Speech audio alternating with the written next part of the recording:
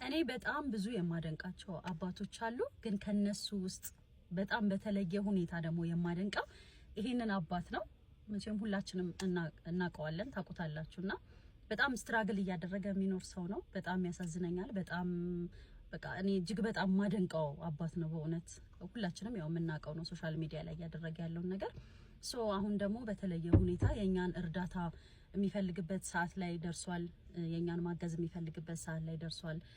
ብሌንን አሟታልና ሁላችንም የተቻለንን ያህል እንድንረዳው ነው ወደዚህ የመጣሁት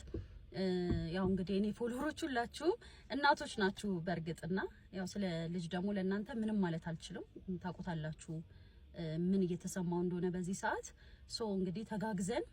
የተቻለንን ነገር እናድርግ አቅማችን የማይፈቀድ ወላጆች ደግሞ በጸሎት እናግዘውላለሁ አካውንቱን ከስራ አስቀምጥላችኋለሁ መልካሙን ሁሉ ይግጠመው እግዚአብሔር ቸር ያሰማን